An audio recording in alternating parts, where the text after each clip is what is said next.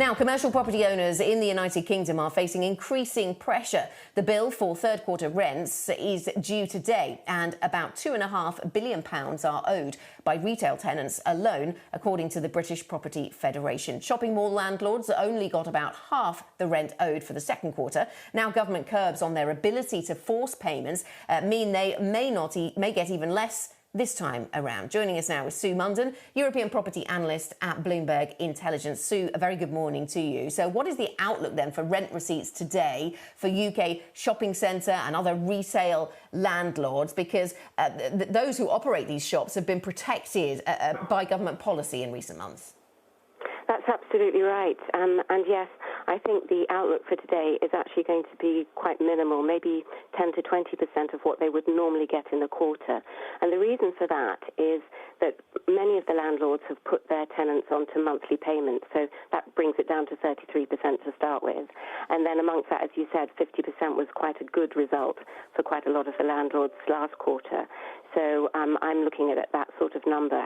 However, it shouldn't be a surprise to the landlords because they have had 3 months to run around to all their tenants and strike deals with them and work out payment plans.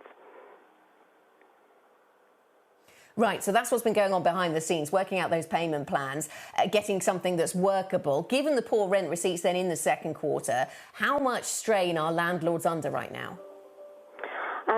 It's growing, that's for sure.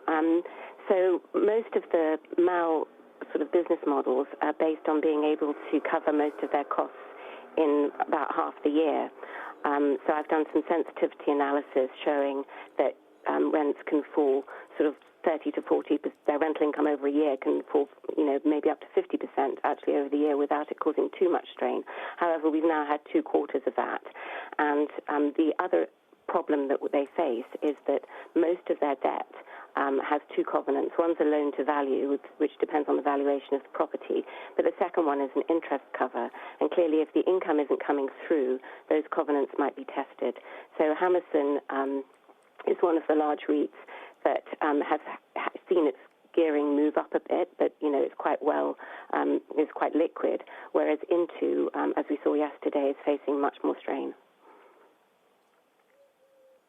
Yeah, indeed. Let me ask you about Into. It's one of the listed real estate investment trusts or REITs. The company saying then yesterday that it may face administration if lenders don't provide a debt standstill arrangement by Friday. What are we watching for on that story then?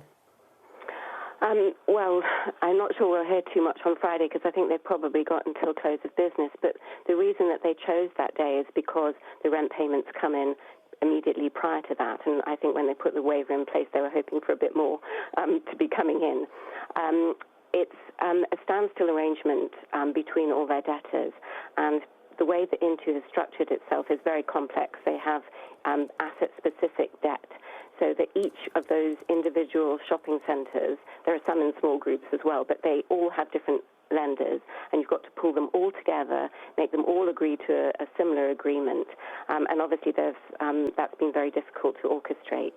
So it's not at all clear that will be achieved by Friday, in which case Into has already put on standby KPMG as an administrator, and then it will go into administration. And they've said with that too that it may mean that some of the big malls around the country, and amongst their malls are things like the Trafford Centre, Metro Centre, Lakeside, the top 10 UK malls, may have to close because one of the arguments is about how to fund those malls for services and the staff needed, to keep them going, if there isn't enough cash flow being generated by that specific vehicle.